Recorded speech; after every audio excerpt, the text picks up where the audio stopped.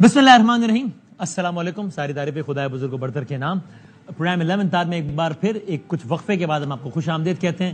اس دوران کرکٹ کے میدان سجے ہوئے تھے، اس لیے ہم ہر لمحہ پرجوش میں آپ کے ساتھ تھے، اور میں آپ سب کا بہت بہت شکر گزار ہوں کہ آپ نے ہر لمحہ پرجوش کو ایک الحمدللہ بہت کامیاب پروگرام بنایا، اور آپ سب لوگوں کی پذیرائی کا میں بہت زیادہ پاکستان اور پاکستان سے باہر جتنے لوگوں نے دیکھا، میں آپ سب لوگوں کا بہت بہت شکر گزار ہوں. Never a dull day in Pakistan politics. بہت کچھ چل رہا ہے پاکستان کی سیاست میں. ایک زاویے سے بات سے آغاز کرتے ہیں، اور بھی بہت ساری باتیں ہیں، کچھ بڑی پریشان کن باتیں بھی ہیں، میں ان کا آگے جا کے تذکرہ کرتا ہوں. بہرحال ایک ہم نے دلچسپ پیشرفت یہ دیکھی کہ پچھلے کچھ عرصے میں، یعنی کچھ مہینوں پہلے، پاکستان تحریک انصاف کے کچھ لوگ جو بڑے مرکزی لوگ سمجھے جاتے تھے اور جنہوں نے پاکستان تحریک انصاف کو سوچا، اچانک یکے بعد دیگرے وہ منظر عام پر دوبارہ نمودار ہونا شروع ہوئے.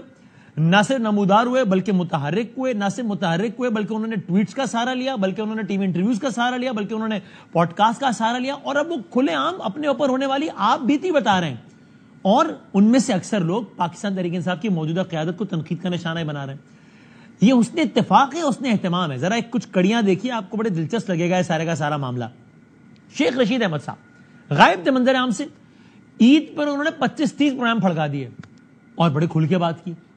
شیخ رشید صاحب کی بہت سارے پروگرام سے ذرا کچھ گفتگو کا ایک عکس آپ دیکھیے. آپ کو انٹرویو دینے کے لیے فورس کیا گیا تھا؟ آف کورس میں 4 منٹ میں آ سکتا تھا اگر میں عمران خان اور بشرا بیگم اور 190 جو بھی ہے اور یہ سائفر اس پہ بات کرتا جو ان کے بیان تیار تھے. صحیح ہے.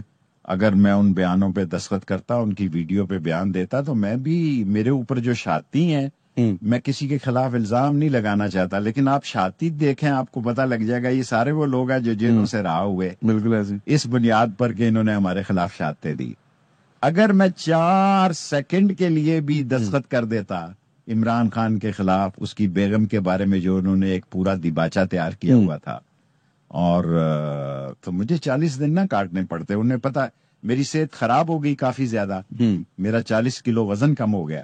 اچھا، کووڈ میں بھی ہوا تھا اور یہاں پہ؟ ہاں، کووڈ بھی 2 دفعہ ہوا مجھے، اور پھر وہ سمجھے کہ یہ بندہ کہیں متھے ہی نہ لگ جائے. پھر انہوں نے مجھے کہا ہمارے آج کے مہمان حامد خان صاحب بھی ہمارے ساتھ ہیں، جن کا میں بہت شکر گزار ہوں. کچھ لمحات لوں گا ان کے. اس سے پہلے کہ ان سے گفتگو کا آغاز کروں، یہ آپ نے سنی شیخ رشید صاحب کی گفتگو، جو کہ سب کے لیے بڑی حیرانگی کا باعث تھی. اور یہ سارے جو لوگ بات کر رہے ہیں یہ کچھ سوالات کو بھی جنم دے رہے ہیں. مثال کے طور پہ یہ کہ ان سارے لوگوں کی گفتگو کا خلاصہ یہ ہے کہ ہمارے اوپر بہت دباؤ تھا، اس لیے ہم سب یہ کرنے میں مجبور ہوئے، ہم نے یہ سب بعد لینا خواستہ کیا. تو پھر گزارش یہ ایک معصومانہ سوال جو جنم لے رہا ہے وہ یہ کہ کیا آج دباؤ ختم ہو گیا ہے؟ کیا یعنی کیا انہیں آج یہ ڈر نہیں ہے کہ اب جو یہ بات کر رہے ہیں تو کل صبح پھر کوئی دباؤ آ جائے گا؟ نہیں آنا چاہیے دباؤ، بالکل بھی نہیں ہونا چاہیے. لیکن اس وقت جب وہ کہہ رہے ہیں کہ ہمیں دباؤ تو ہمیں کرنا پڑا، تو آج ان کے پاس کیا گارنٹی ہے کہ جب یہ سب باتیں کر رہے ہیں تو کل صبح مزید دباؤ نہیں آ جائے گا اور دوبارہ پہلے سے زیادہ سخت وقت کا سامنا نہیں کرنا پڑے گا؟ تو اگین اس میں بہت سارے سوالات اٹھ رہے ہیں. فواد چودھری صاحب اچانک بہت ووکل ہوئے، اور یکے وائس آف امریکہ سے انہوں نے جو آغاز کیا تو پھر سلسلہ رکنے کا نام ہی نہیں لے رہا. آخری انٹرویو اب سے کوئی 2 گھنٹہ 5 منٹ پہلے دیا ہے کاشف عباسی صاحب کو ARY پر.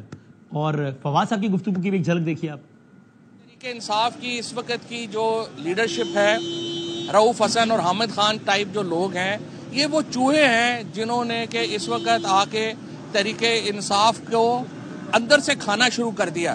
جو پیڈ سپوکس پرسن ہیں اور یہ جس طرح سے حامد خان ٹائپ لوگ ہیں، جب تک تحریک انصاف ان سے جان نہیں چھڑاتی ایک مضبوط اپوزیشن کا کردار ادا نہیں کر سکتی. یہ سارے چوہے اس پہ لگے ہوئے ہیں کہ ان سے قد کے بڑے لوگ PTI میں نہ آئیں. ساری جو اس وقت جو قیادت ہے تحریک انصاف کا، یہ جو گروپ ہے حامد خان گروپ، اس کی کوشش یہ ہے کہ یہ چونکہ خود چوہے ہیں، یہ چاہتے ہیں کہ کوئی بڑا آدمی تحریک انصاف میں نہ آئے تاکہ ان کی چاندی چلتی رہے. ہم یہ بھی پوچھیں گے حامد خان صاحب سے، اور یہ کہ فواد چودھری صاحب یہ نہ صرف یہ کہ اپنے اوپر ہونے والی آپ بیتی بتا رہے ہیں اور کہہ رہے ہیں کہ میں تو چاہتا ہی نہیں تھا سب کچھ کرنا لیکن مجھے کرنا پڑ گیا، بلکہ تحریک انصاف کی موجودہ قیادت پہ بھی اٹیک کر رہے ہیں. علی زیدی صاحب اچانک جلوہ افروز ہوئے ہیں، اب وہ بھی بیک ٹو بیک انٹرویوز دے رہے ہیں، پوڈ کاسٹ کر رہے ہیں، کوئی دن نہیں چھوڑے انٹرویوز دینے کا. اور وہ بتا رہے ہیں کہ میں تو ابھی بھی PTI کے ساتھ کھڑا ہوں، میں تو کبھی دل سے گیا ہی نہیں تھا، وہ تو میری تو مجبوری تھی. ایک جھلک زیدی صاحب کی دیکھیے. ملنا نہیں چاہتے ابھی آپ؟ کوشش نہیں کی؟ فائدہ کیا ہے؟ مجھے پتا ہے نا، میں تو بالکل ملنا چاہتا ہوں، گلے مل کے رونا بھی چاہتا ہوں لیکن جو آگے ملنے نہیں دیں گے. یار اتنی ساری باتیں شروع ہو جائیں گی, دیکھیں بگوڑے واپس آ رہے ہیں, یہ وہ, ابھی کیا مطلب فیملی کو آگے ہر ایک why should I get into it. ہاں کیا میں ان کی رہائی کے لیے کوشش کر رہا ہوں؟ میں ہر ایک سے, میں تو کہہ رہا ہوں میں تو بھیک مانگنے کو تیار ہوں. میں ان کی رہائی کے لیے بھیک مانگ رہے تھے. عمران اسماعیل صاحب سابق گورنر سندھ, وہ بھی دوبارہ جلوہ افروز ہو رہے ہیں, وہ بھی انٹرویوز دے رہے ہیں کہ میں تو چاہتا ہی نہیں تھا سب کچھ کرنا. دکھائیے ان کی بھی ایک انٹرویو کی جھلک. تو بتا دیں کہ کس کے دباؤ میں, کس کے کہنے پہ پارٹی چھوڑی. نہیں, ظاہر ہے کہ اپنے دل کا فیصلہ تو نہیں تھا نا. میں تو آپ کو پہلے بھی ٹی وی پہ کہہ چکا ہوں کہ اپنے دل کا فیصلہ نہیں تھا. اب باقی بات چھوڑیں. کس کا تھا یہ؟ آپ کے دماغ میں کون بیٹھا تھا اس وقت؟ کیا اسٹیبلشمنٹ کا دباؤ تھا؟ آپ اسے میری کمزوری سمجھ لیں گے. تو اب کیا گارنٹی ہے, اب کیا گارنٹی ہے؟ اب طاقت کا ٹیکہ کون لگا رہا ہے آپ کو واپس آنے کے لیے؟ کوئی گارنٹی نہیں ہے, کوئی گارنٹی نہیں ہے. کوئی ضروری نہیں ہے کہ عمران خان ہم لوگوں کو واپس لیں, کوئی ضروری نہیں ہے کہ ہم واپس جائیں, لیکن ایک کاز کو جو سپورٹ کر رہے تھے اس کاز کو ضرور سپورٹ کریں گے. کوئی ضرورت نہیں ہے عمران خان کو کہ ہمیں واپس لے کے کوئی وزارتیں, سفارتیں, گورنرشپ یا اور چیزیں دیں. ہم نے ایک عرصے عمران خان کے ساتھ کام کیا, محنت کی, دل اور خلوص کے ساتھ کیا, پاکستان کو تبدیل کرنے کی خواہش لے کر چلے تھے. آج بھی ہے پاکستان کو تبدیل کرنے کی خواہش. یہ سارے کا سارا ماحول بن رہا ہے. ابھی ہم نے ٹویٹس اور بہت سارے چیزوں کا تذکرہ تو کیا ہی نہیں ہے. تو یہ اچانک کیا ہوا ہے؟ یہ اس نے اتفاق ہے یا اس نے اہتمام؟ ہم گفتگو کا آغاز پاکستان تحریک انصاف کے سینئر رہنما جناب حامد خان صاحب سے کرتے ہیں. حضور السلام علیکم. وعلیکم السلام. بہت شکریہ وقت دینے کا. حامد صاحب, پہلے تو جو سوال میں نے ویورز کے سامنے رکھا اس کے بارے میں آپ کی رائے جاننا چاہتا ہوں, کیونکہ میرے اپنے ذہن میں جو سوال ہے وہ یہ کہ یہ افراد یہ کہہ رہے ہیں کہ جناب ہم نے جو کچھ کیا وہ دباؤ کے تحت کیا, تو اس کا مطلب یہ, اور ہمیں بہت تشدد کا سامنا کرنا پڑا اس لیے سب کچھ کیا.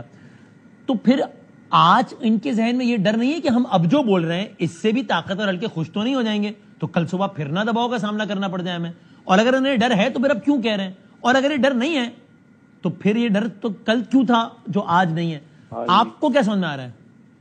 آپ جو سوال کہہ رہے ہیں بالکل درست ہیں. یہ سارے سوال ابھرتے ہیں کہ پچھلے سال 9 مئی کے بعد یہ کس طرح بھاگ کے الگ ہوئے. نہ صرف بھاگ کے یہ الگ ہوئے تھے بلکہ انہوں نے ایک اسٹیبلشمنٹ کے اشارے پر ایک نئی پارٹی بنائی پارٹی کے اندر سے, جس کا ہیڈ بنایا تھا جہانگیر ترین کو, ساتھ علیم خان کو, اور ان کے ساتھ یہ سارے صاحبان شامل ہو گئے. ساری قوم نے دیکھا. وہ مطلب وہ تو کوئی چھپی بات ہی نہیں ہے, قوم کے سامنے وہ منظر ہے. ایک جو ہے استحکام نام کی کوئی پارٹی بنائی گئی تھی جو بری طرح ناکام ہو گئی ہے. خیال یہ تھا کہ پی ٹی آئی کو ہم ڈیوائڈ کر دیں گے, پی ٹی آئی کے بہت ساری لیڈرشپ کو نکال کے ہم علیحدہ پارٹی بنا لیں گے, اور پھر اس کے بعد پی ٹی آئی جو ہے وہ ختم ہو جائے گی آپس میں. لیکن دیکھا کہ عوام پی ٹی آئی کے ساتھ کھڑی ہے, اور ان لوگوں کو انہوں نے ٹوٹلی ریجیکٹ کر دیا. یہ اتنے لوگ ہیں جو بات کر رہے ہیں اور جن کو پھر سوج رہی ہے واپس آنے کی, یہ وہ لوگ ہیں جو اس موقع پر, جو کہ بہت ہی مشکل ٹائم تھا پارٹی کے اوپر, جب ہر طرح کے الزامات پارٹی پر سختی, تشدد اور جبر ہو رہا تھا. ابھی کون سا مشکل وقت ختم ہو گیا ہے؟ کہتے ہیں اگر ہمارا کوئی ذاتی مفاد ہوتا تو ابھی کون سا خان صاحب باہر آ کر وزیر اعظم بننے جا رہے ہیں پرسوں, ابھی بھی تو مشکل وقت ہی چل رہا ہے. یہ تو ہماری خان صاحب سے محبت ہے جب دوبارہ بول رہے ہیں خطرات مول لے کر. بڑا سال تقریباً 1.25 سال لگ گیا وہ محبت واپس آنے کو. اس کا مطلب یہ ہے کہ اب وہی لوگ جنہوں نے ان کو پارٹی سے الگ کیا تھا اور پارٹی سے الگ کر کے علیحدہ پارٹی بنانے پہ مجبور کیا تھا اور ان کو لانچ کیا تھا بطور سیپریٹ پارٹی کے, وہ سب اب وہی لوگ چاہتے ہیں کہ ان کو ایک دفعہ پھر پارٹی کے اندر ہم انڈکٹ کریں, ان کو پارٹی کا حصہ بنائیں, اور تاکہ پھر یہ پارٹی کے اندر جا کے ہمارے لیے کام کریں. پہلے تو اب کیونکہ وہ پارٹی سے الگ ہو گئے تھے, چھوڑ گئے تھے پارٹی, تو پارٹی جو ہے ان سے جان چھوٹ گئی تھی پارٹی کی. اب ایک دفعہ پھر انہیں لانچ کرنے کی کوشش ہو رہی ہے, انہی کوارٹر سے لانچ ہو رہے ہیں جنہوں نے ان کو الگ کیا تھا اور الگ پارٹی بنانے میں. حامد صاحب, if that is the case, اگر یہ ان کے کہنے پر ہی دوبارہ آ رہے ہیں ایک منصوبے کے تحت پارٹی کو خراب کرنے کی, ڈسٹروائے کرنے کے لیے, یا کسی کے ایجنٹ بن کے آ رہے ہیں پارٹی میں تاکہ پارٹی کے اندر کی باتیں باہر دیں, تو یہ تو اپنے ہر پروگرام میں جو کچھ بات کر رہے ہیں وہ طاقت اور حلقوں کے بہت خلاف جا رہی ہے. ان کی نیک نامی کا باعث بننے والی تو کوئی بات نہیں کر رہے ہیں. تو اگر یہ انہی کے ذریعے بھیجے گئے, انہوں نے ان کو بھیجا ہے, تو یہ ان کی باتیں تو ان کے خلاف بھی جا رہی ہیں. جب شیخ رشید کہتے ہیں کہ میرے ساتھ یہ تشدد ہوا تو ظاہر ہے کسی کی نیک نامی تو نہیں ہو رہی. جب فواز صاحب کہتے ہیں کہ میرا تو ٹویٹ بھی میں نے نہیں کیا تھا, کسی اور نے کر دیا تھا, تو کسی کی نیک نامی تو نہیں ہو رہی. تو اگر ان کے کہنے پر آئے تو ان کے خلاف کی باتیں کر رہے ہیں. دیکھیے وہ کچھ نہ کچھ باتیں اپنی کریڈیبلٹی کے لیے کریں گے، لیکن یہ بات تو یقینی ہے کہ یکا نے کہاں سے محبت جاگ گئی ہے. اگر تب تشدد ہوا تھا اب کیوں تشدد نہیں ہو رہا؟ اس کا مطلب وہ حلقے جن حلقوں نے ان کو مجبور کیا تھا، الگ کیا تھا پارٹی سے، وہ اب اس کا رول ڈفرنٹ دیکھ رہے ہیں. اب چونکہ پارٹی تو کامیاب ہے، ان کی تمام تب کوششوں کے باوجود انہوں نے الیکشن بھی لڑے ہیں پی ٹی آئی کے کینڈیڈیٹس کے خلاف، اس کے باوجود یہ بری طرح ہار گئی، یہ پارٹی مٹ گئی. اچھا لیکن حامد صاحب آپ کہہ رہے ہیں نا کہ ان پر تب تشدد ہوا تھا تو اب کیوں نہیں ہو رہا، لیکن وہ یہ کہتے ہیں کہ پی ٹی آئی کی جو موجودہ قیادت ہے اس پر تو نہ تب ہوا تھا نہ اب ہو رہا ہے. کچھ لوگوں کے وہ نام بھی لیتے ہیں جس میں سر فہرست آپ کا نام بھی لیتے ہیں. وہ کہتے ہیں اگر یہ لوگ کسی کے منظور نظر نہیں ہیں تو ان پہ تو یعنی ایک یہ کیسا ہے کہ پارٹی پہ پوری پہ جو ہے وہ دباؤ ہے، پریشر ہے، لیکن کچھ انڈیویجولز پہ کچھ بھی نہیں ہے، نہ تب تشدد ہوا نہ اب ہو رہا ہے. مثال کے طور پہ آپ نہیں، وہ تو خیر یہ اس قسم کے لوگ ہیں، ان کی عادت ہے ہر طرح کی فضول گفتگو کرنے کی. جس نے یہ باتیں کی ہیں وہ تو پرانا اسٹیبلشمنٹ کا چھوڑا ہوا نہیں دیتا نا. تھوڑا سخت لفظ ہو گیا، لفظ حذف کر دیتے ہیں، آپ کو ایجنٹ کہہ لیں کچھ کہنے، ذرا تھوڑا سخت لفظ ہو گیا میرا. لیکن سر تشدد کا حوالہ تو آپ نے بھی دیا نا، آپ نے کہا نا کہ ان پہ تب ہو رہا تھا تو اب کیوں نہیں ہو رہا. تو وہی آپ سے سوال کرتے ہیں آپ لوگوں کے بارے میں کہ ان لوگوں میں تو ہوا ہی نہیں کبھی. دیکھیے بات یہ ہے کہ ہم تو وکیل ہیں اور لگتا ہے کہ انہوں نے ایک کوئی پیمانہ رکھا کہ وکلا پر انہوں نے تشدد نہیں کیا، اس لیے کہ وکلا کی انٹرنل اسٹرینتھ انہیں پتا تھی کہ بہت ہے، خاص طور پہ پچھلی جو ہماری موومنٹس کی وجہ سے. اس لیے آپ یہ دیکھیں گے کہ جن لوگوں پر تشدد نہیں ہوا ہے وہ جنرلی وہی لوگ ہیں جو وکلا ہیں. اور اس لحاظ سے مجھے نہیں پتا، پر سننے میں آیا ہے کہ ایک پالیسی انہوں نے اڈاپٹ کی تھی اسٹیبلشمنٹ نے کہ ہم نے وکیلوں پر تشدد نہیں کرنا. آئی ڈونٹ نو، میں کچھ کہہ نہیں سکتا، مجھے ان چیزوں کے بارے میں کوئی علم نہیں ہے کیونکہ میرا کبھی تعلق ہی نہیں رہا اسٹیبلشمنٹ کے لوگوں سے. کبھی مجھے تو پتہ ہی نہیں کون کون ہوتے ہیں، انٹیلیجنس ایجنسیز کیا کرتی ہے. یہ تو یہی لوگ آپ پہ کبھی دباؤ بھی نہیں آیا؟ جب دباؤ سب پہ آ رہا تھا تب آپ پہ نہیں آیا؟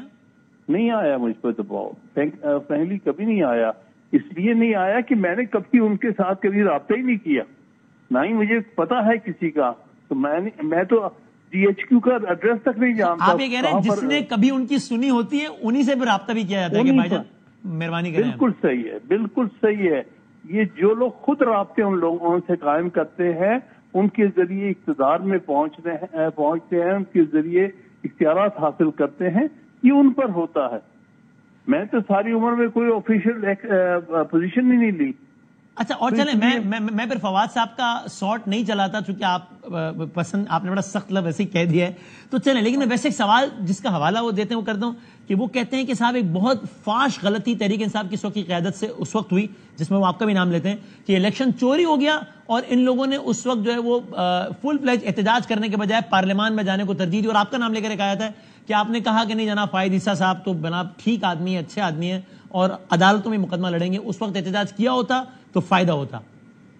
دیکھیے احتجاج بھی کیا اور ہم نے عدالتی کام ابھی بھی جاری ہے، ابھی بھی ہماری پٹیشنیں پینڈنگ ہے اور ابھی ہم پٹیشن آج بھی اس کو فالو اپ کر رہے ہیں. تو ہم تو اپنا پورے فرائض انجام دے رہے ہیں. ایک قانون میں اور آئین میں رہتے ہوئے ہم عدالتوں کے سامنے بھی پوری طرح سے کیس لڑ رہے ہیں اور ہمارے ورکرز احتجاج بھی کر رہے ہیں. اب آج بھی ورکرز پر تشدد ہو رہے ہیں. تو کہنے کا مطلب یہ ہے کہ ان کو تو کہنے کا حق ہی کوئی حاصل نہیں ہے. یہ وہ لوگ ہیں جو چھوڑ کے بھاگ گئے ہوئے ہیں، ان کا ہماری پارٹی سے تعلق ہی کوئی نہیں ہے. وہ آر دیر ٹو کامنٹ. یعنی ان کے بیان کی حیثیت ایسی ہے جیسے مطلب میں بیان دے رہا ہوں، کوئی اور جس کا طریقے سے کوئی تعلق ہی نہیں ہے تو اس کے بیان تعلق ہی نہیں ہے. وہ آؤٹ سائڈرز کو کیا حق حاصل ہے کہ بتائیں کہ یہ اس کی لیڈرشپ یہ صحیح کر رہی ہے، یہ غلط کر رہی ہے. ان کا کیا تعلق رہے گا؟ خاص طور پہ ان لوگوں کا. اگر تو کوئی اور آپ کہیں آپ کی بات اور ہے، یہ تو وہ ہے جو پارٹی کو چھوڑ کے بھاگے ہیں اور جنہوں نے پارٹی کو مشکل وقت میں ساتھ چھوڑا ہے، پارٹی کو نقصان پہنچایا ہے. ایک پیرلل اور ایک تقسیم کرتے ہوئے پارٹی کو ایک اور پارٹی بنا کے دیکھے ہے. جو یہ رائے آپ دے رہے ہیں اس وقت ان افراد سے متعلق، کیا عمران خان صاحب کی بھی بیانی یہی رائے ہے؟ دیکھیے ایک بات کلیئر ہے پالیسی کے طور پہ، عمران خان صاحب نے یہ پالیسی کہی کہ جو لوگ ہمیں مشکل وقت میں چھوڑ گئے ہیں ہم نے ان کو واپس نہیں آنا وداؤٹ اینی ایکسیپشن.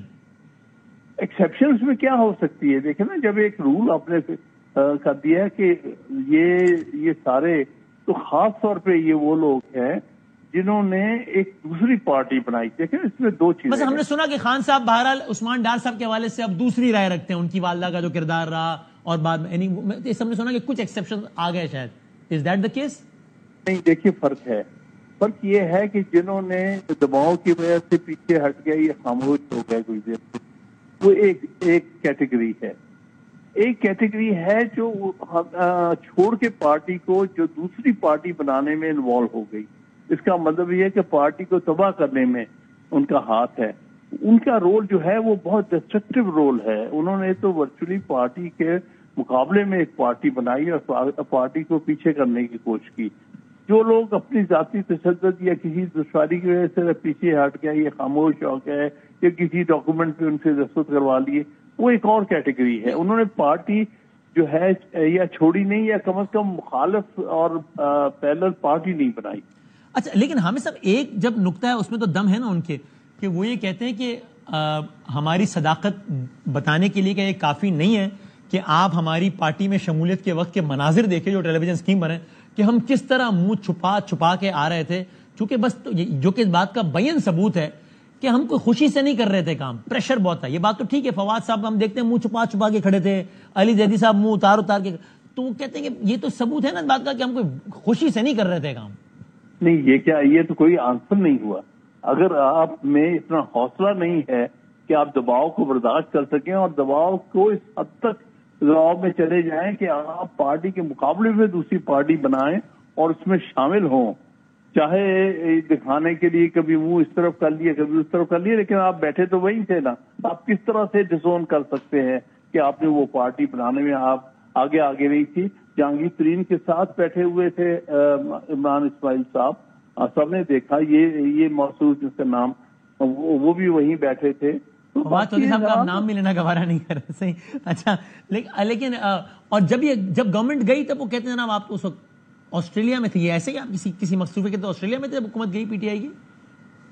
کیسے آپ کا وہ نام لے کے کہتے ہیں کہ جناب آپ نے تو پیسوں سے فارم ہاؤس بنا لیا آسٹریلیا میں، اور جب پی ٹی آئی کی حکومت گری تب بھی آپ آسٹریلیا میں تھے، پاکستان میں تھے ہی نہیں آپ اس وقت. ایسا ہی ہے فیکچولی؟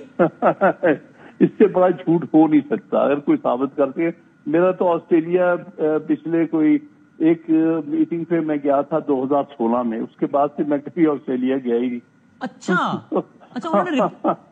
ویری انٹرسٹنگ، چونکہ انہوں نے ریپیٹڈلی کہا ہے، غالباً آج رات 8 بجے بھی کہا ہے، ریپیٹڈلی کہا ہے کہ جب حکومت گئی ہے تب آپ آسٹریلیا تھے، اور وہ کہتے ہیں کہ جناب باجوہ صاحب یا کوئی اور اپنے پیسوں سے آسٹریلیا میں فارم ہاؤس بنا لے تو غلط ہے، اور حامد خان فارم ہاؤس بنا لے تو ٹھیک ہے. آپ کا بھی فارم ہاؤس ہے آسٹریلیا میں، آپ کا نام لے کر کہتے ہیں آپ کہنا گئے نہیں آسٹریلیا 2016 آنورڈس. ہاں، اور یہ اس سے ثابت ہوتا کتنا بڑا جھوٹا ہے. اس سے بڑا جھوٹا کون ہو سکتا ہے؟ میں نے تو کبھی باجوہ کی شکل تک نہیں دیکھی، نہ ہی میں نے کبھی کسی جرنیل سے ہاتھ ملایا.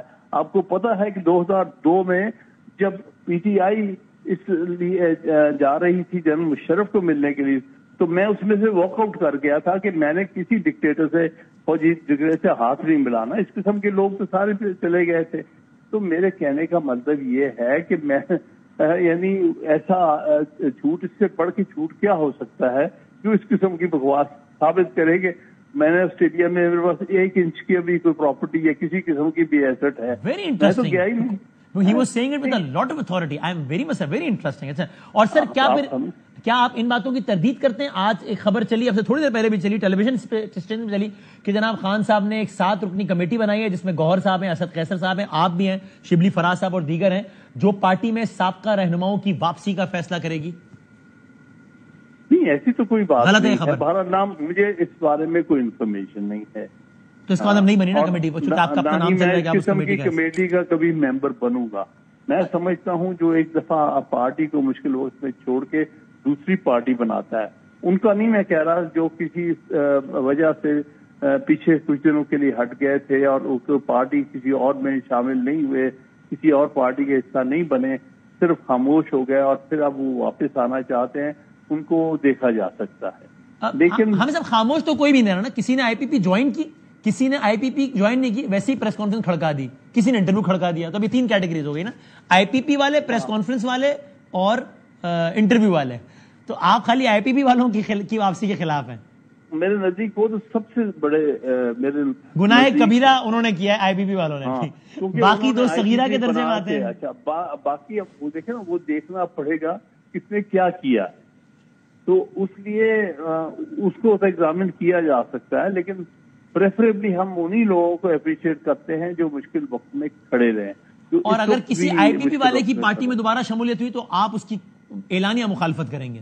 بالکل کروں گا, کیونکہ میں سمجھتا ہوں کہ اس سے بڑا زیادتی کوئی نہیں ہے کہ آپ پارٹی کو ڈیوائیڈ کریں, اندر سے ڈیوائیڈ کر کے پارٹی کو کمزور کریں اور کوشش کریں کہ اس پارٹی کو ختم کر دیا جائے, جیسے جس مشن پہ انہوں نے یہ سب کچھ کیا. اور یہ ان کی ساری گفتگو کا محور یہ ہے کہ یہ جو کرنٹ لیڈرشپ اتنی نااہل ہے کہ خان صاحب کو اب تک رہائی نہیں دلا سکی. آپ کی اپنے تجزیے میں جو کچھ ہو رہا ہے وہ تو ظاہر ہے اس پر آپ کی رائے, وہ تو بڑی تفصیلی بات ہو جائے گی. جو کچھ ہو رہا ہے اس کی موجودگی میں آپ کو لگتا کیا ہے کہ خان صاحب کی رہائی اب کب تک دیکھتے ہیں پریکٹیکلی اسپیکنگ؟ دیکھیے یہ تو اصل میں اس وقت اتنی سخت اسٹیبلشمنٹ خلاف ان کے ہوئی ہے کہ ہر قسم کے بنائے, بلکہ جو آخری تقریباً زیادہ تر کیسز میں تو وکلا نے ان کے لیے بیل آرڈر لے لیے. جو آخری کیس تھا عزت کا, اس میں پورا ڈرامہ ساری قوم نے دیکھا کہ وہ اس نے خاور مانیکا نے جا کے جو جج سے بدتمیزی کی جب اس نے فیصلہ اناؤنس کرنا تھا, اور اس کو مجبور کیا کہ وہ ٹرانسفر کر دیا تاکہ اپنی ورزی کسی جج پہ لگا کے خان کے خلاف فیصلہ لے لیں. تو یہ سارے ڈرامہ ہے. بہرحال انشاءاللہ اسلام آباد ہائی کورٹ یہ معاملہ لے کے جا رہے ہیں. پارٹی کے وکلا پوری کوشش کر رہے ہیں کہ عمران خان صاحب کو ریلیف ملے. اور آپ کو پاکستان کی سب سے بڑی عدالت کے سب سے بڑے منصف یعنی کہ چیف جسٹس پاکستان قاضی فائد عیسیٰ پر اعتماد ہے کہ وہ ایک نیوٹرل اور ان بائس شخصیت ہیں؟ میں کچھ کہہ نہیں سکتا, لیکن اس وقت جو ان کا کردار رہا ہے جنوری آن ورڈ وہ کوئی قابل تعریف نہیں ہے. So you have your reservations. Thank you very much sir. بہت شکریہ. ہاں صاحب بات کر رہے تھے اور وہ فواد چودھری صاحب بار بار ایک دعویٰ کرتے رہے کہ جناب حامد خان صاحب جب حکومت گری تب آسٹریلیا میں بیٹھے تھے, آسٹریلیا میں فارم ہاؤس ان کا, وہ کہتے ہیں میں 2016 کے بعد گیا ہی نہیں ہوں, میری 1 انچ زمین بھی نہیں ہے ہاں فارم ہاؤس پر سارا کچھ. میں کوئکلی آگے بڑھتے ہوئے سنی اتحاد کونسل کے جناب حامد رضا صاحب ہمارے ساتھ ہیں ٹیلی فون لائن پہ. یاد رہے کہ یہ جو کیس اس وقت ہیڈ لائنز کی زینت بنا ہوا ہے, یعنی کہ پاکستان تحریک انصاف کو مخصوص نشستیں ملنے کا, یہ اصل میں سنی اتحاد کونسل کا کیس ہے. اور ظاہر ہے اس وقت پی ٹی آئی کے جو پارلیمنٹیرینز ہیں وہ سنی اتحاد کونسل کے ہی پلیٹ فارم سے اس وقت پارلیمان میں موجود ہیں. تو میں کوئکلی ان کی 1-2 باتوں پہ اوپینین چاہتا ہوں. حضور السلام علیکم. وعلیکم السلام وسیم بھائی, خیریت سے ہیں؟ سر بالکل ٹھیک, بہت نوازش, آپ نے وقت نکالا. اب ظاہر ہے آپ کی خواہش کیا ہے اور آپ کی رائے کیا ہے یہ ہمارے علم ہے اس کیس سے متعلق, لیکن آپ کو لگتا کیا ہے کہ کیا اس میں کامیابی ہوگی, مخصوص نشستیں ملیں گی یا مشکل لگتا ہے معاملہ؟ دیکھیں وسیم بھائی, میرا ذاتی خیال تو یہ ہے کہ ہمیں ملنی چاہیے, اور جن گراؤنڈز کے اوپر ہمارا کیس آرگو ہوا ہے اس میں اسپیشلی جو ٹیکنیکلٹی میں جو گئے ہیں اس کے اندر شاید سب ایکسپیکٹ کر رہے تھے کہ میرے نامینیشن پیپر کے اوپر آزاد امیدوار لکھا ہوا ہے, لیکن جب میرے نامینیشن پیپرز کے اوپر SIC لکھا ہوا ہے اور بریکٹ میں الائنس وتھ پاکستان تحریک انصاف لکھا ہے, تو ہم سمجھ رہے ہیں کہ اس کے بعد پوزیشن چینج ہوئی ہے. اب وہاں پر جو انہوں نے ایک اور چیز کا حوالہ دیتے ہیں, الیکشن کمیشن کے وکیل صاحب ہمارے بھائی, جو میرا خیال ہے بعض اوقات وہ دروغ گوئی سے کام لے لیتے ہیں. میں نے سر ہم نے فیصلہ کیا تھا کہ بلے باز کا اسٹریچر بھی ہمارے الائی کا اسٹریچر ہے, ٹھیک ہے, تو ہم نے جب اس کا ٹکٹ جمع کروایا تو ہمارے RO صاحب نے ہمیں وہ ٹکٹ واپس کر دیا, چونکہ الیکشن کمیشن نے آدھے گھنٹے کے بعد ایک نوٹیفیکیشن نکال دیا تھا جو کہ ریکارڈ کا حصہ ہے, سپریم کورٹ میں موجود ہے, کہ جن امیدواران نے اپنے کاغذات پر پاکستان تحریک انصاف لکھا ہے انہیں کسی اور پارٹی کا ٹکٹ نہ دیا جائے. میرا سنی اتحاد کونسل کا ٹکٹ بھی انہوں نے واپس کر دیا. انہوں نے کہا کہ آپ نے الائڈ ود PTI لکھا ہے, تو اب میرا PTI کا ٹکٹ وہاں پر موجود تھا. پھر جب میں نے درخواست وہاں پر لکھوائی, چونکہ میں تو وسیم بھائی روپوش تھا اور ان حالات کو دیکھنا ضروری ہے کہ میرا فنڈامنٹل رائٹ تھا to appear in front of my RO, اور آپ نے سب کنٹیسٹ بھی کیا, بالکل ٹھیک. لیکن اب یہ بتائیے گا حامد صاحب, ایک تو بات ہے اور کہ یہ آپ کی شروع دن سے رائے رہی ہے کہ مولانا صاحب کے ساتھ اتحاد میں جانا کوئی اچھا آئیڈیا نہیں ہے، پہلے سے 2 مہینے پہلے ہمارے پروگرام میں کہہ چکے ہیں. آج یہ تب یہ نہیں تھا. آج یہ کہ مولانا صاحب اتحاد کے حوالے سے بھی کچھ ان واٹ ایور ورڈز یہ بتا چکے ہیں کہ وہ کوئی زیادہ انٹرسٹڈ نہیں ہے مستقبل قریب میں پی ٹی آئی کے ساتھ سڑکوں پہ آنے میں. اور آج عدالت میں تو کمال ہی ہو گیا، ان کے وکیل نے کھلے عام کہہ دیا کہ بھائی جان ہم جو ہے وہ الیکشن کمیشن کے وکیل کے دلائل کے ساتھ کھڑے ہیں، جو کہ پی ٹی آئی کے خلاف ہے سارے دلائل. سو آج آپ کی رائے مزید مضبوط ہو گئی ہے مولانا صاحب سے متعلق. نہیں دیکھیں، مولانا صاحب نے کل پہلے سارا ملبہ میرے اوپر پھینکا ہے. ہاں جی ہاں، کہ سنی اتحاد کونسل کے چیئرمین کی وجہ سے یہ اتحاد نہیں ہو رہا. جی ہاں. تو میں نے کہا کہ چلے میں مولانا کو یہ موقع نہیں دیتا. حالانکہ میں نے بات یہ کی تھی کہ being a democratic person I am the part اور my party is part of 6 parties alliance.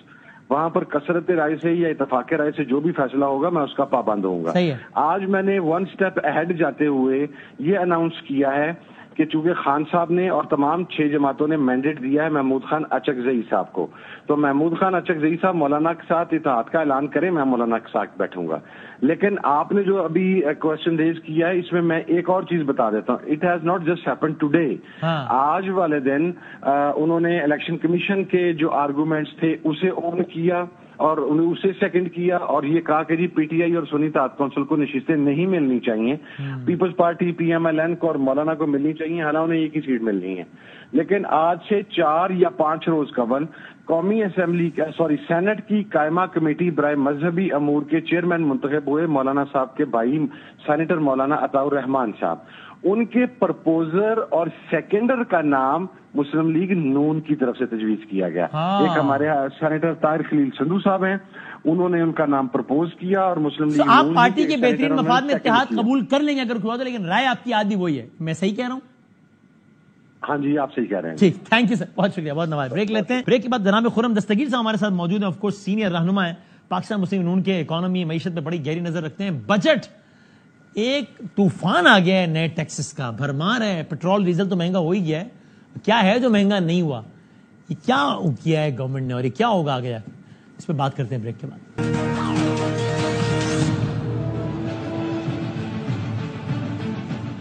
خوش آمدید کہتے ہیں آپ کو ایک بار پھر. بجٹ ظاہر ہے آ گیا ہے، رسمی کاروائی بھی ہو گئی ہے، منظوریاں بھی ہو گئی ہیں. آج 1 جولائی ہے، گویا آج پاکستان کے نئے مالی سال کا پہلا دن ہے. گویا بجٹ کے حوالے سے جو چیزیں امپلیمنٹ ہونی ہیں وہ تقریباً سب کی سب امپلیمنٹ اب ہو گئی ہیں. اگر کچھ رہ گئی ہیں تو بس وہ اگلے کچھ دنوں کی بات ہو جائیں گی. بیشتر تو ہو ہی گئی ہیں. اب آپ شروع کر لیجئے، جہاں سے آپ نے شروع کرنا ہے کر لیجئے. وہ جو ایک ڈبے کا دودھ آتا ہے اس پہ وہ عملاً جو ہے وہ 25% مہنگا، ایک ڈبے کا 1 لیٹر کا کم از کم 75 روپے مہنگا ہو گیا ہے. کیا ہے جو مہنگا نہیں ہوا؟ ایک نیا ایک سارے کا سارا ایک طوفان ہے ٹیکسز کا. آج پاکستان کے سابق وزیر اعظم اور سابق وزیر خزانہ نے اس حوالے سے پریس کانفرنس کی اور اس کی ایک جھلک دیکھیے گا. یہ پاکستان کی تاریخ کا بدترین بجٹ ہے. ملک کے لیے تباہ کن ثابت ہوگا. یا ملک کی معیشت رہے گی یا یہ بجٹ رہے گا.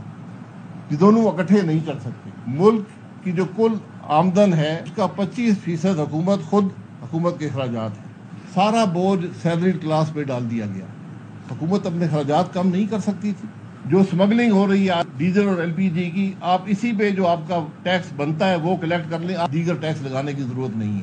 500 ارب روپیہ ایم این اے اور ایم پی اے کو بانٹا جائے گا. کیا حکومت کو معلوم ہے کہ اس 500 ارب کا کتنا فیصد جو ہے وہ کرپشن میں جاتا ہے؟ کہ کم از کم 1/3 رقم سیدھی جیبوں میں جاتی ہے. آپ نے ایکسپورٹرز پر بھی ٹیکس لگا دیا. آئی ایم ایف نے آپ سے نہیں کہا تھا کہ آپ 24% جاری اخراجات بڑھا دیں. آئی ایم ایف نے تو کہا تھا آپ سے کہ آپ ایگریکلچر ٹیکس کو دیکھیں، پراپرٹی ٹیکس کو دیکھیں، وہ کہ ریٹیلر کے اوپر فکس ٹیکس لگائیں، وہ آپ نہیں لگا رہے. لیکن یہ جو آخری دن جو 10% ٹیکس کے اوپر ٹیکس لگایا ہے سرچارج، یہ کہ آئی ایم ایف نے کہا ہے آپ سے. خرم دستگیر صاحب جس طرح نے تعارف بھی کرایا، آف کورس آپ سب جانتے ہیں سینئر رہنما پاکستان مسلم نون معیشت اور اس حوالے سے بھی بہت گہری نظر رکھتے ہیں. ظاہر ہے خرم صاحب بہت شکریہ وقت دینے کا. یہ ٹھیک ہے کہ بیٹھ کے باتیں کرنا آسان ہے، عمل کرنا مشکل ہے. مثلا شاہد خاقان صاحب سے یہ سوال ہو سکتا ہے کہ اگر اتنا ہی آسان ہے کہ جناب آپ یہ اسمگلنگ کی لیکیجز روک دیں اور ایک بھی نیا ٹیکس نہ لگائیں، تو ان سے سوال ہو سکتا ہے کہ آپ وزیر اعظم بھی رہیں اور آپ اہم ہو جائے تو آپ کے زیر نگرانی جب بجٹ ہو رہا تھا تو آپ 1 بھی روپے کا نیا ٹیکس نہیں لگاتے، اسمگلنگ روک دیتے تو جان ہی چھوڑی جاتی ہے ہماری. یہ ہو سکتا ہے سوال، بالکل ٹھیک ہے. لیکن میں اگر آپ سے پوچھوں کہ آپ کوئی 1-2 انقلابی اقدام اگر بتائیں جس کی ہم ہمیشہ بات کرتے ہیں کہ جناب پاکستان کی معیشت کا سدھار جو ہے وہ ٹیکس کا ریٹ بڑھانے میں نہیں ہے بلکہ بیس بڑھانے میں اور ان سیکٹرز کو لانے میں جو کہ انٹچبل ہے، تو آپ بتائیں نا کہ کیا کوئی ایسے انقلابی اقدامات ہوئے ہیں کیا اس میں؟ انقلابی کا لفظ تو بہت بڑا ہے، لیکن کم از کم جو انکم سپورٹ پروگرام ہے اس کے اندر 27% اضافہ ہے، وہ اس سال 600 ارب روپے کا ہوگا. تو جو پاکستان کے غریب ترین لوگ ہیں ان کے لیے جو ایلوکیشن ہے اس میں بہت بڑا اضافہ کیا گیا ہے. اسی طرح جو چیزیں مہنگی نہیں ہوئی، میں وہ بھی لسٹ بول دیتا ہوں. مثلا کھاد مہنگی نہیں ہوگی، اس پہ کوئی نیا ٹیکس نہیں لگا. جو کہا جاتا تھا دل کے سٹنٹس ہیں ان پہ ٹیکس ہے، وہ مہنگے نہیں ہوں گے، ان پہ ٹیکس نہیں لگا. جو فلاحی اسپتال ہیں ان پر کوئی ٹیکس نہیں لگا. جو ٹیچرز اور ریسرچرز کو استثناء حاصل تھا وہ آج بھی قائم ہے. جو انڈسٹری تھی اس کے لیے بجلی کے ریٹ میں بہت بڑی کمی کی گئی ہے. اور جو انقلابی اگر آپ کوئی چیز قدم کہہ سکتے ہیں وہ یہ ہے کہ ریئل اسٹیٹ پہ پہلی دفعہ ایک سنجیدہ ٹیکسیشن کی گئی ہے. اگرچہ اس میں ایک استثناء دیا گیا ہے جو میری نظر میں قابل دفاع نہیں ہے، لیکن ادروائز ریئل اسٹیٹ کو جو ٹچ کیا گیا ہے وہ بڑا ضروری تھا اور بڑا اہم تھا. اور اسی طرح ہم یہ بھی دیکھ رہے ہیں. اور سر اسی کو ایک لمحے کا اگر روکوں میں تو وہ جو کہتے ہیں نا محاورہ پورا نہیں پڑتا، لیکن وہ دودھ میں فلاں ڈال دے کے ڈال دینا اور سارا خراب آپٹکس خراب کر دینا، تو وہ بھی ایک قدم لے کے اس کا بھی آپٹکس خراب نہیں کر دیے. ایک آپ جب ایکسیپشن دیتے ہیں ان پر تو ان پہ نہیں ہے، تو مطلب عجیب سا نہیں ہوتا؟ جی میں اس پر آپ سے ڈس ایگری نہیں کروں گا. یہ سب کے لیے برابر ہونا چاہیے، اور تاکہ سب کو یہ احساس ہو کہ پورا ملک جو ہے اگر آج تکلیف ہے تو سب اس کا حصے دار ہیں. اور اس کے اندر دوسرا، اگر جو ہم وعدہ کیا ہے وزیر خزانہ نے، اگر وہ FPR کو ڈیجیٹائز کر جاتے، یعنی جو پورا پروسیس ہے ٹیکس کو جمع کرنے کا، اس کو تخمینہ لگانے کا، اگر وہ آن لائن جاتا ہے اور جو ٹیکس اہلکار ہیں ان کی جو منمانی ہے اس سے وہ کم کرنے میں کامیاب ہوتے ہیں، تو یہ ایک انقلابی قدم ہوگا. انہوں نے وعدہ کیا کہ ڈیجیٹائز کریں گے. دوسرا یہ ہے کہ بہرحال وہ لوگ جو سب سے کم تنخواہ لیتے تھے، منیمم ویج، اس کے اندر 15% اضافہ ہے. اور وہ سرکاری ملازمین جن کے اوپر بڑی بات ہوئی ہے، ان کی جو غالب تعداد ہے گریڈ 16 سے نیچے، وہ بھی غریب کا حصہ ہیں. تو ان کی بھی تنخواہ اگر بڑھی ہے تو کم از کم ان کی حد تک تو ان کو کچھ ریلیف ملے گا. اور دوسرا بڑا، چونکہ مڈل کلاس ٹیکسیشن پہ بہت گفتگو ہوئی ہے، ہاں میرا جو سوال ہے وہ یہ ہے کہ پاکستان کے 24 کروڑ عوام میں سے کتنے ہیں جن کی ماہانہ آمدنی 1 لاکھ روپیہ یا اس سے زائد ہے؟ یہ بڑی قلیل تعداد ہے. تو لہذا پاکستان کی جو رہنے والے ہیں، وہ غربت ایک علیحدہ معاملہ ہے جس کو کیسے ڈیل کرنا ہے، لیکن ٹیکسیشن اگر بڑھی ہے تو انہی لوگوں میں بڑھی ہے جو 12 لاکھ سالانہ سے زیادہ کما رہے ہیں. اور ان پہ بھی جو لوئسٹ سلیب ہے اس میں صرف 1250 روپے کا اضافہ ہوا ہے، یعنی 102 روپے فی ماہ انہوں نے زیادہ ٹیکس دینا. اور جو ہائیسٹ سلیب ہے جس پہ 35% ہے، اس پہ آپ 35% ہی کہہ کر پھر بعد میں جب 10% اور لگا دیتے ہیں تو یہ اقدام کتنا صحیح یا غلط وہ تو ایک الگ بحث ہے. لیکن کیا یہ اس سے یہ بھی پتہ نہیں لگتا کہ بہت آپ انپریپیئرڈ بھی ہیں، یا کیا ہے کہ جناب پہلے ایک چیز نہیں لگائی پھر لگ گئی، تو یعنی یہ ہوم ورک اور اس کے بارے میں سوال ہے. یہ بڑا دلچسپ بات ہے کہ بڑی مشہور کہاوت ہے بدامی صاحب کہ ایک کمرے میں اگر 4 ماہر معیشت ہوں گے تو ان کے 6 رائے ہوں گی مختلف چیزوں کو. صحیح ہے.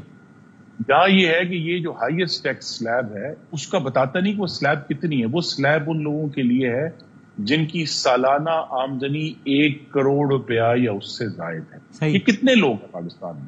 تو لہٰذا اگر ان کے اوپر 10% ٹیکس لگایا گیا ہے تو ان کی آمدنی کا کوانٹم بھی تو آپ دیکھیں نا. جو 1 کروڑ روپیہ جو شخص کما رہا ہے ایک سال میں، یعنی رفلی کوئی 8.5-9 لاکھ روپیہ اس کی ماہانہ سیلری ہے، تو وہ اگر 10% زیادہ دیتے ہیں تو یہی بات تو بار بار کی جاتی ہے کہ بھی امیر ترین لوگوں کا شمار ہوگا نا جن کی 1 کروڑ روپے سے زیادہ سالانہ آمدنی. کیا آپ کو یہ لگتا ہے ان سے قربانی مانگی جا رہی ہے کہ وہ کچھ ایکسٹرا ٹیکس دے دیں، تو پھر تبھی تو یہ ممکن ہے کہ آپ غریب ترین لوگوں کو بچا سکتے ہیں. بالکل صحیح. بجلی کے اوپر بڑی بات ہوئی ہے. اسی میں پہلے اگر ضمنی سوال کر لوں میں، تو پھر کیا آپ کو یہ بھی لگتا ہے کہ جتنے بھی طبقات ہیں جن کی اوسط آمدن سالانہ کروڑ سے زیادہ ہے، مور اور لیس سب پر ہی تقریباً 45% ٹیکس ہے؟ کیونکہ بحث یہاں یہ ہوتی ہے نا کہ یہ ایک طبقہ جو تنخواہ دار ہے جس کی تعداد قلیل ہو یا کثیر ہو، اس کو چونکہ ٹیکس کرنا بڑا آسان ہے، اس کا کوئی نمائندہ بھی پارلیمان میں نہیں بیٹھا مافیا کی صورت میں، اور پھر یہ بھی کہ یہ اس کے لیے گورنمنٹ کو بھی ایکسٹرا ایفرٹ نہیں کرنے، خالی وہ نمبر ہی بڑھانا ہے اور بڑھ جائے گا، ہو جائے گا. تو یہ بھی یہ سوال آتا ہے نا. تو کیا آپ کو لگتا ہے کہ پیرالل جتنے بھی اور طبقات بھی ہیں جن کی سالانہ آمدن کروڑ پلس ہے، ان کو اس تناسب سے ٹیکس کیا گیا؟ جی نہیں، ابھی تک دیکھیے نا، جو بعض ایسے لوگ ہیں جن کی زرعی آمدنی 1 کروڑ روپے سے زیادہ ہے، وہ شو کرتے ہیں، جو اوپر بھی یہی ٹیکسیشن ہونی چاہیے. تو جو اصل تو آئی تھنک اس سارے معاملے میں پاکستان کے، اور اس میں وزیر اعظم شہباز شریف ان کی کابینہ کے سامنے ایک ابلاغ کا بھی چیلنج ہے کہ وہ درست طور پہ جو انہوں نے اقدامات اٹھائے ہیں ان کو بیان کر سکیں، جو ابھی تک نہیں کر پائی. یہ کمی رہ گئی ہے کہ بھئی یہ ایشوز جو ہیں، مثلا کتنے لوگ ہیں جن کو یہ معلوم ہے کہ 10% کا جو سپر ٹیکس ہے وہ ان لوگوں پر ہے جو 1 کروڑ روپیہ آمدنی جن کی 1 سال سے زیادہ ہے. تو لوگ سمجھتے ہیں کہ شاید بیچارہ جو ہے وہ 5,000 روپے لینے والا، اس کے اوپر بھی سپر ٹیکس لگ گیا. ایسا نہیں ہے. تو لہٰذا یہ ساری ایکسپلینیشن جو ہے یہ دینا تو حکومت کے اور اس کے وزراء کا کام ہے کہ وہ آ کر اس کو پوری طرح ایکسپلین کریں. خرم صاحب، اس میں بھی آپ دیکھیں کہ جب آپ 45% تک کا مطلب یہ اسکینڈینیوین کنٹریز کے آسپاس لے گئے، یعنی یہ چونکہ آپ نمبر پہ تو ٹیکس نہیں لگا رہے، پرسنٹیج پہ لگا رہے ہیں. تو اگر کوئی کتنا ہی کما رہا ہے، بہت زیادہ بھی کما رہا ہے، تنخواہ دار ہے بہرحال، تو اس کا 45% ٹیکس پہ جا رہا ہے. یہ یعنی یہ کہ اگلی بجٹ میں اس کو 50% کر دیں گے، 60% کر دیں گے، کیا کر دیں گے؟ دیکھیں اس میں نہیں، اگلے بجٹ میں اس کو نہیں بڑھائیں گے. اس میں ایک بنیادی تضاد ہے مداخل صاحب، وہ یہ ہے کہ ٹیکس وفاقی حکومت لیتی ہے، اور جو ہم سب لوگ اپنے اپنے شہروں میں، قصبوں میں، گاؤں میں رہتے ہیں، ہمارے ارد گرد کا جو پورا ماحول ہے، سڑکیں، sewerage, solid waste management, infrastructure, امن و امان، صحت، تعلیم، وہ صوبائی حکومت کی ذمہ داری ہے. تو ہر بندہ یہ کہتے ہیں میں نے تو اتنا ٹیکس دیا بھائی وفاقی حکومت کو، مجھے اس کے اگینسٹ کیا ملا؟ حالانکہ وہ جو ڈلیوری ہے وہ صوبائی حکومت نے کر دیا، لیکن صوبائی حکومت سے وہ سوالات نہیں ہوتے. لوگ کہتے ہیں کہ میری سڑک خراب ہے، میں ٹیکس کیوں دوں؟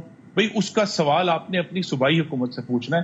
واقعی حکومت نے تو جو محصولات تھے ان کے برابر ایک ایک پیسہ جو ہے وہ صوبائی حکومت کو دے دیتے ہیں. تو صوبائی حکومتوں کا بھی اوور آل پاکستان کے عوام اور ان کا جو حکومت پر ٹرسٹ ہے اس کو قائم کرنے میں بڑا اہم کردار ہے. اور میں پھر کہوں گا کہ اگر وزیر اعظم کے سامنے 3 چیلنجز ہیں جی. ایک تو مہنگائی کنٹرول کرنے کا چیلنج ہے، تاکہ ہم سود میں کم کریں گے تو کئی 100 ارب روپے کا ریلیف پاکستان کے عوام کو دیا جا سکتا ہے. دوسرا چیلنج پرائیویٹائزیشن ہے، اور تیسرا SIFC کے تحت نئی انویسٹمنٹ لانا. بہت بہت شکریہ جناب سکیر صاحب. بات کر رہے تھے گورنمنٹ کا اوپینین دے رہے تھے. بہرحال یہ کہتے ہیں کہ جو ایگزمپشن دیا ہے وہ تو بہرحال قابل دفاع نہیں ہے، اس میں تضاد ہے، نہیں ہونا چاہیے. میں محمد زبیر صاحب آف کورس سابق رہنما مسلم لیگ نون کی معیشت پہ بہت گہری نظر رکھتے ہیں.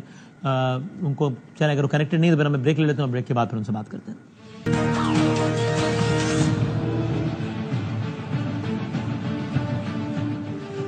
خوش آمدید ایک بار پھر. محمد زبیر صاحب ہمارے ساتھ ہیں بغیر کسی تمہید کے. سر بہت شکریہ وقت دینے کا. بجٹ کے حوالے سے آپ سے بجٹ ڈے پہ بات ہوئی، آج سے باقاعدہ نافذ العمل ہو گئی چیزیں. پہلے تو آپ بتائیے آپ اس آرگیومنٹ کے بارے میں کیا کہتے ہیں کہ اگر کہا جائے کہ صاحب دیکھیے اتنا شور ہے کہ جناب وہ، لیکن یہ بھی تو کہ جناب 45% ٹیکس ہو گیا، یہ تو بتائیں کن لوگوں پر ہوا ہے؟ ان پر جو کروڑ روپیہ سے زیادہ کماتے ہیں سال میں. تو یہ کوئی اتنے گئے گزرے لوگ تھوڑی ہیں، یہ دے سکتے ہیں جی. تو دینا، یہی تو بحث ہے ساری کہ جو زیادہ کماتے ہیں وہ زیادہ ٹیکس دیں.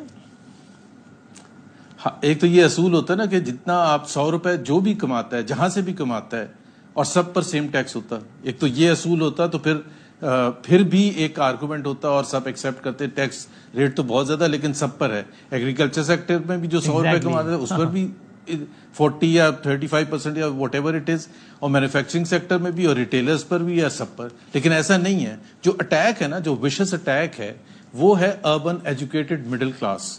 اربن ایجوکیٹڈ مڈل کلاس پر سب سے برا جو ٹیکس کا بھرمار ہوا ہے، ان کو انڈائریکٹ ٹیکسز میں بھی اور ڈائریکٹ ٹیکسز میں بھی. اور ڈائریکٹ ٹیکسز تو جس طرح آپ نے کہا نا، ریٹ بھی بڑھا دیا، پھر اس کے اوپر سرچارج لگا دیا. سرچارج کا مطلب یہ ہوتا ہے پینلٹی. مطلب ایک تو وہ ٹیکس دے رہے ہیں، اوپر سے آپ کہہ رہے ہیں سرچارج بھی آپ دیں گے، تو بھائی آپ سیدھا ٹیکس ریٹ زیادہ کر دیتے. بھائی اگر وہ 39.5% بنتا ہے فار ایگزامپل 35% والوں کا، اس پر 10% ہے، تو why are you differentiating between income tax and surcharge? پھر ٹیکس ہی کر دیتے. تو یہ ایک طرح سے. اور پھر جو باقی جو چیزوں کی قیمتیں بڑھی ہیں وہ ڈائریکٹلی. اور سب سے زیادہ جو خطرناک بات ہے، یہ جو اربن ایجوکیٹڈ مڈل کلاس ہے، یہ ایک تو یہ ظاہر ہے جو آج کے رولرز ہیں ان کو کوئی اتنا پسند نہیں ہے، بیکاز اربن ایجوکیٹڈ جو ہیں وہ PMLN یا PPP کو اتنا پسند نہیں کرتے. تو وہ یہ کہتے ہیں ووٹ بینک زیادہ انڈسٹریلسٹ اور وہ سب ہے، وہاں بجلی سستی کر دی، وہ انہوں نے اوکے کر دیا ہے کام. ریٹیلرز پر اس طرح سے زبردستی نہیں کیا. ایگریکلچر اب دیکھیں نا, ایک پاکستان میں کتنے عرصے سے آپ بھی پروگرام کرتے رہے ہیں, بجٹ پر بھی کیا, اکانومی پر بھی کیا کہ جی ایگریکلچر. اب جب وزیر خزانہ صاحب کھڑے ہوئے یا جتنے بھی وزیر خزانہ ہر صوبے کے کھڑے, تو وہ یہ تو ایکسپلین کرتے ہیں عوام کو کہ بھائی آپ جو سننا چاہتے ہیں, میں بتا رہا ہوں آپ کو کہ کیوں نہیں لگ سکتا ایگریکلچر ٹیکس, اور اس طرح سے نہیں لگ سکتا جس طرح سے لگنا چاہیے. اب ظاہر سی بات ہے, اب اس کا جو اثر ہوگا نا, ایک تو پاکستان کی اکانومی برے طریقے سے شرنک کرے گی, جو بھرمار ہے ٹیکسز کی, اور ساتھ میں ابھی جولائی میں بجلی کے نرخ بڑھنے, آج سے گیس کی پرائسز بڑھ گئی ہیں, تو یہ جو تمام چیزوں کا جو اثر ہوگا, اور انکم ٹیکس اور دوسری چیزیں, اب ایک کوشچن, بجلی مزید کتنی مہنگی ہونی ہے ویسے ابھی, یہ ہمارے ویورز کے لیے بتا دیں. ابھی میرا خیال ہے وہ تین ایک اس میں ہیں قسطیں. ایک تو وہ ہے جو پرماننٹ انکریز ہونی ہے, وہ تقریباً 20%, ہاں ٹوٹل ملا کے تقریباً 20% انکریز ہونی ہے. سو اگر 100 روپے کا بل آتا ہے آج, جس پر لوگ چیخے مار رہے ہیں, تو 120 روپے کا آئے گا. سب سے بڑا مسئلہ یہ ہوتا ہے کہ بھائی ہم حکومت کو کہتے ہیں یار آپ بتا دیں از دس دا لاسٹ ون, ابھی اگست میں یا سپتمبر میں آپ ایک اور quarterly adjustment, monthly adjustment, annual adjustment, مطلب لوگوں کو تو سمجھ ہی نہیں آتا نا کہ یہ ہو کیا رہا ہے, کس مد میں ہم دیے چلے جا رہے ہیں. میں اگر ہم 100 باتوں کی ایک بات پوچھ لوں میں آپ سے زبیر صاحب, بھائی ظاہر ہے ٹیکس لگانے کی تو کوئی جنرلی مخالفت اس لیے نہیں کرے گا کہ ظاہر ہے حکومت نے اگر ملک چلانا ہے تو بھائی یا قرض سے چلانا ہے یا ٹیکس کے پیسوں سے چلانا ہے تو ٹیکس لگائے. میں مخالفت کر رہا ہوں, نہیں میں مخالفت کر رہا ہوں. جملہ مکمل کر لوں پھر آپ بتائیے گا اگر پھر بھی آپ کا اوپینین. مخالفت اس چیز کی ہے کہ بھائی جان آپ جو ہے وہ ٹیکس لگاتے وقت کوئی مساوات تو کریں, یہ تو نہ کریں کہ ایک طبقہ جس کو لگا رہے ہیں اس پہ آپ ہر سال ہر بجٹ میں جو ہے وہ ریٹ بڑھاتے جائیں, اور جو آزاد ہے وہ آزادی ہے, اس کو پہ کچھ نہیں کر رہے. یہ اصل مسئلہ ہے. اگر آپ اس سے ایگری کریں, اصل مسئلہ جی بتائیے, پہلے آپ بتائیے. ایک وسیم, سب سے بڑا مسئلہ یہ ہوتا ہے کہ ٹیکس کلیکشن زیادہ ہونی چاہیے. کیوں زیادہ ہونی چاہیے؟ تاکہ جو آپ کے جو ریونیو ہے ٹیکس ریونیو کے تھرو, اور جو اخراجات ہیں اس کا گیپ کم سے کم ہو. یہی ہے نا. تو اس سال یہ جو ختم ہوا ہے جون 30 کو 30% ٹیکس میں اضافہ ہوا ٹیکس کلیکشن میں. اب جو یہ اگلا سال ہے جس کے لیے بجٹ کی ہم بات کر رہے ہیں 40%, بلکہ 40% نہیں, نان ٹیکس ریونیو بھی اگر شامل کر لیں تو تقریباً 45%. اب مسئلہ یہ ہے کہ یہ اتنی زیادہ بھرمار کے بعد آپ کا جو فسکل ڈیفیسٹ ہے, جو ڈفرنس ہے بٹوین اخراجات, گورنمنٹ کے جو ایکسپینڈیچر ہیں اور ریونیو, وہ اتنے کے اتنا ہے یا اس سے بھی زیادہ ہے. تو پھر لوگ یہ کہتے ہیں یار آپ اپنے اخراجات اگر کم کریں تو ہم اپنا حصہ ڈالنے کے لیے تیار ہیں, کیونکہ اگر آپ اخراجات کم کریں گے تو پاکستان آپ کو پھر قرضہ کم لینے کی ضرورت ہوگی. قرضہ کم لیں گے تو آپ کا جو انٹرسٹ پیمنٹ ہے, جو کہ اس سال فار ایگزامپل اس سال 10,000 ارب کے قریب ایسٹیمیٹ کیا گیا ہے, and that will be more than the total net federal revenue. اب اگر اس کا مطلب یہ ہے, جو کسی نے بڑی سمپل سی اگزامپل دی تھی کہ پاکستان کی حکومت کو اپنے پیسوں سے ایک بھی سپاہی کا یا ایک بیوروکریٹ کا لوئسٹ لیول کے آپ جیب سے نہیں پیسہ دے سکتے, اس کے لیے بھی آپ قرضہ لیتے. گورنمنٹ اپنے اخراجات کہاں کم کرے؟ یعنی آپ اس سے اگری کرتے ہیں یا نہیں کرتے کہ یہ جو ہم کہتے ہیں کہ جناب پی ایم ہاؤس کا بل اتنا بڑھ گیا کم کرو, پریزیڈنٹ ہاؤس کا, یہ آپٹکس کی حد تک ٹھیک ہے اور گورنمنٹ کو آسٹیرٹی میجرز کے لیے کرنا بھی چاہیے, لیکن ان کا حجم اتنا بڑا نہیں ہوتا کہ اس کو آپ زیرو بھی کر دیں تو جناب ایک دم سے سارے ملک کے لوگ خوشحال ہو جائیں گے. So if you agree with that, تو آپ بتائیے کہ سارے ملک کے لوگ خوشحال تو جتنی خراب صورتحال ہے وہ تو بہت سال لگیں گے سارے ملک کے لوگ کا ٹھیک ہونے کے. لیکن بات یہ ہے یاد دہانی کے لیے کہ یہ اس حکومت کا تیسرا بجٹ ہے, تو اب 2.5 سال تقریباً ہو گئے ہیں. اپریل 2022 میں شہباز شریف صاحب آئے تھے.